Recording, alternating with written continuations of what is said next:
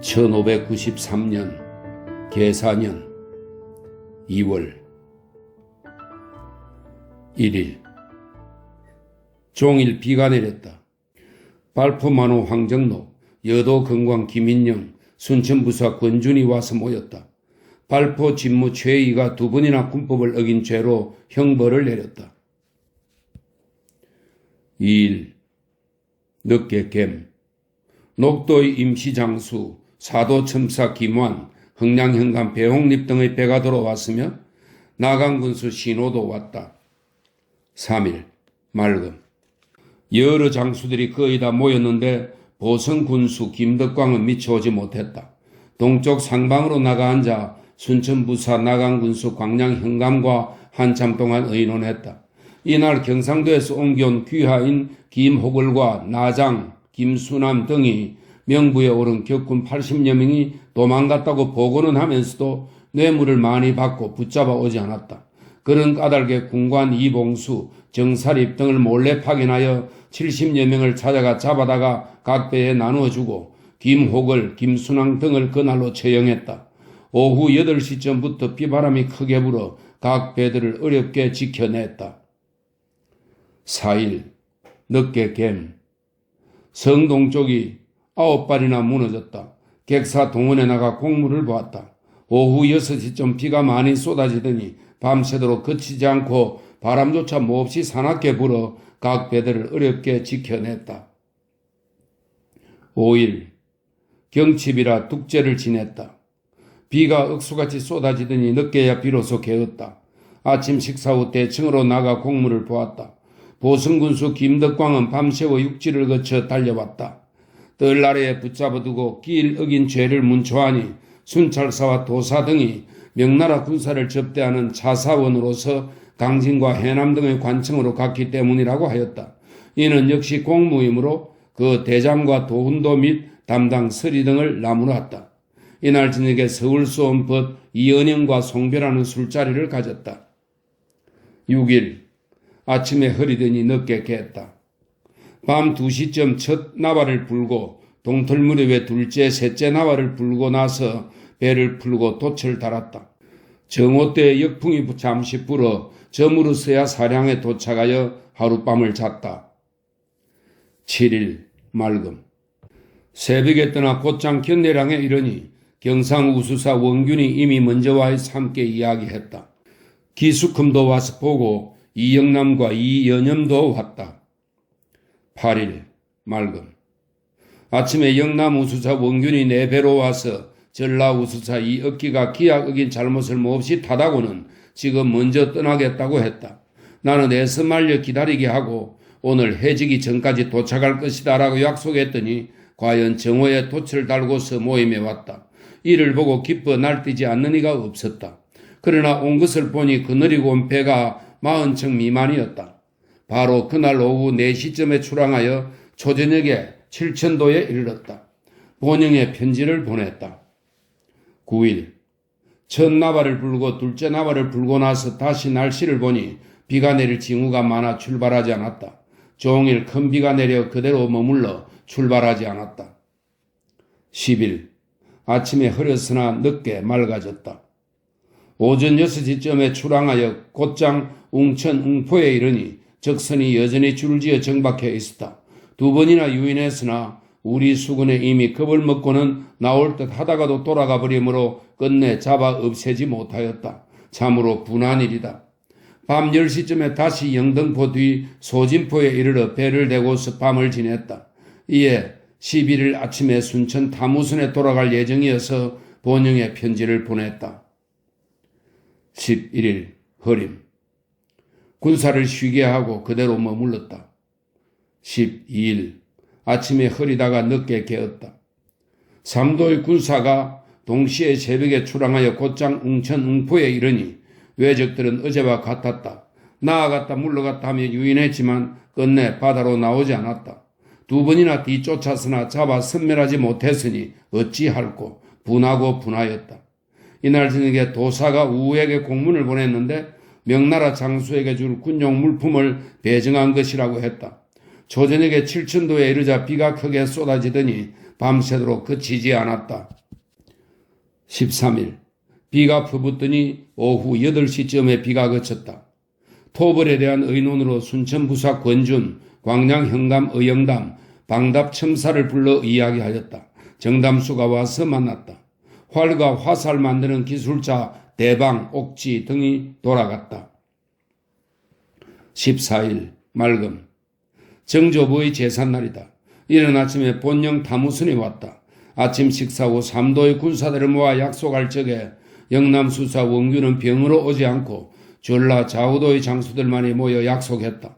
다만 우후가 술주정으로 망령된 말을 하니 그 입에 담지 못할 바를 어찌 모두 말할 수 있겠는가.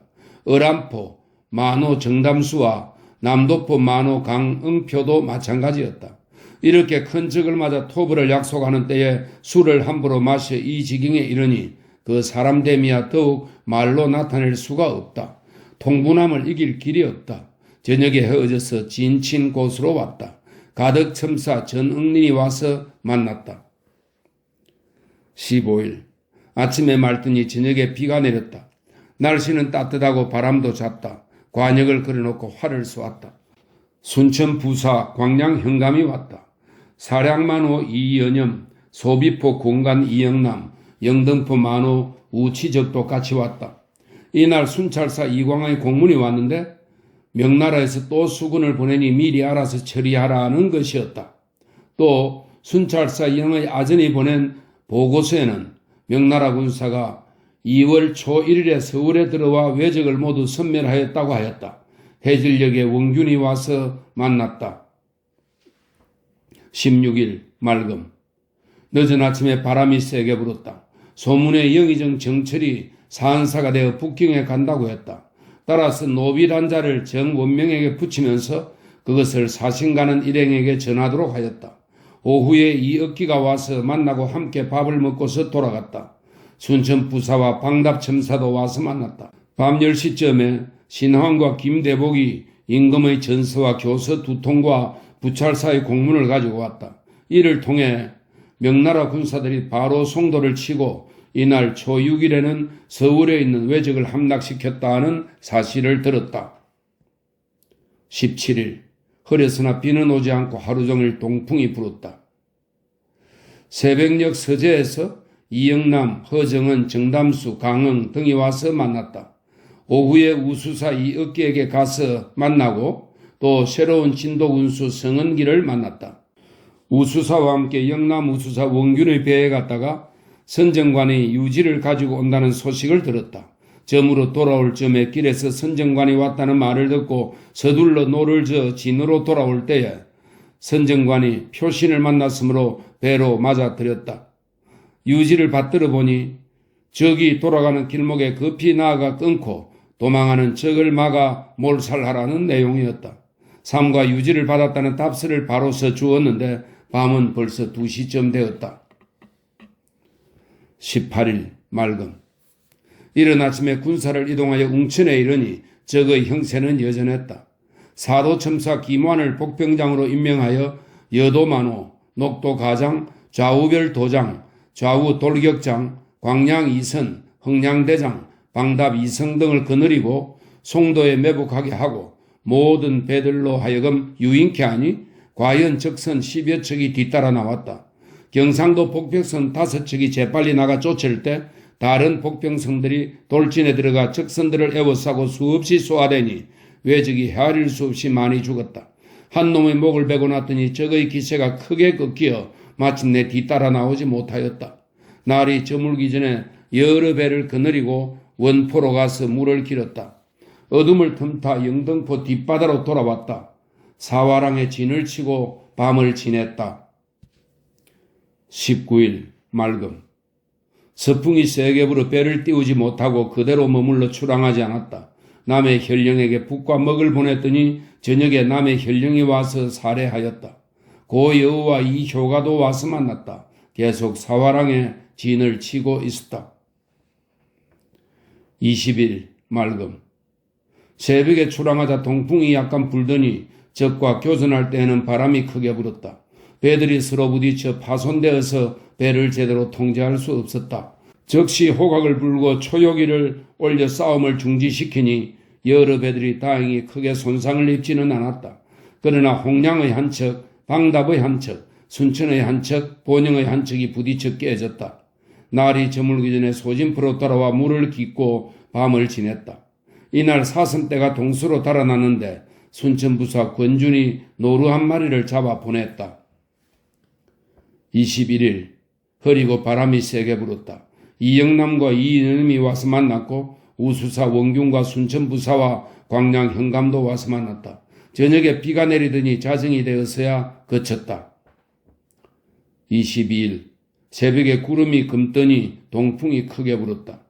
적을 토벌하는 일이 급함으로 출항하여 사화랑에 이르러 바람 먹기를 기다렸다.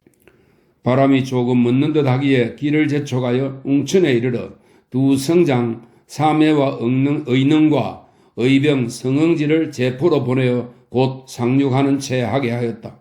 그리고 우도의 여러 장수들의 배들은 변변치 못한 것들을 골라 동쪽으로 보내어 역시 상륙하는 채 하게 하였다. 이런 전략으로 왜적들이 당황하여 갈팡질팡할 때 전선을 모아 곧바로 뚫고 들어가니 적들은 세력이 나뉘고 약해져서 거의 섬멸되었다. 발포의 두 선과 가리포의 두 선이 명령도 안 했는데 돌입하다가 얕은 곳에서 암초에 걸려 적에게 습격당한 것은 참으로 통분하여 가슴이 찢어질 것만 같다. 얼마 후 진도의 지휘선이 적에게 포위되어 거의 구할 수 없는 지경에 이르렀는데 우후가 바로 들어가 구해내었다. 경상 자위장과 우부장은 보고도 못 본 채하고 끝내 구하지 않았으니 그 괘씸함은 이루 말할 수 없다. 참으로 통분하도다. 이 때문에 경상도 수사 원균을 꾸짖었지만 통탄할 일이다. 오늘의 분함을 어찌다 말할 수 있으랴. 모두가 경상도 수사 원균 때문이다. 돛을 달고 소진포로 돌아와서 잤다. 아산에서 뇌와 분의 편지가 웅천 진중에 왔고 어머님의 편지도 왔다. 23일 흐렸으나 비는 오지 않았다. 아침에 우수사가 와서 만났다. 식사 후에는 원수사가 왔으며 순천부사, 광양현감, 가덕첨사, 방답첨사도 왔다. 이른 아침에는 소피보 공관, 영등포 만호, 와량첨사 등이 와서 만났다. 경상 우수사 원균은 그 흉악하고 어마어마한 말로는 무어라 표현할 수 없다. 최천보가 양회에서 내려와 명나라 군사들의 소식을 자세히 전하고 또 조도의사의 편지와 공문을 전하고 그날 밤 돌아갔다. 24일 맑음 새벽에 아산 온양에 보낼 편지와 집에 보낼 편지를 함께 써서 보냈다. 아침에 출항하여 영등포 앞바다에 이르니 비가 몹시 내려 곧바로 배를 댈 수 없기에 배를 돌려 칠천량으로 돌아왔다. 비가 그치자 우수사 이역기, 순천부사, 가리포 첨사, 진도우수 성흥길과 기녀들을 물러나게 하고 조용히 이야기했다. 조저녁에 배 만드는 기구를 들여다보내는 일로 패자와 홍량에 갈 공문을 써 보냈다. 양미 90대로 말갈기를 바꾸어 보냈다. 25일 맑음 바람의 흐름이 순하지 않으므로 그대로 칠천량에 머물렀다. 26일 바람이 세게 불었다. 하루 종일 머물렀다. 27일 맑았으나 바람이 세게 불었다. 우수사 이억기와 함께 이야기하였다. 28일 맑고 바람도 없다. 새벽에 출항하여 가덕에 이르니 웅천의 적들은 움츠리고 있어 조금도 나와서 대항할 생각이 없는 듯 했다. 우리 배가 바로 김해강 아래쪽 독사리목으로 향하는데 우부장이 병고를 알림으로 여러 배들이 돛을 달고 곧장 가서 작은 섬을 에워쌌다. 경상수사의 군관과 가덕첨사의 사우선 두 척이 섬 사이를 들락날락하면서 그 하는 꼴이 황당하므로 묶어서 원수사에게 보냈더니 수사가 크게 성을 냈다. 그의 본뜻이 군관을 보내어 어부들을 찾아 그 머리를 베어오게 하는 데 있었기 때문이다. 저녁 8시쯤에 아들 염이 왔다. 사화랑에서 잤다. 29일 흐림 바람이 심해질까 염려되어 배를 칠천량으로 옮겼다. 우수사 이영공이 와서 만났다. 순천부사와 광양현감도 왔다. 경상수사 원균님도 와서 만났다. 30일 종일 비가 내렸다. 배의 뜸 아래에 웅크리고 앉아 있었다.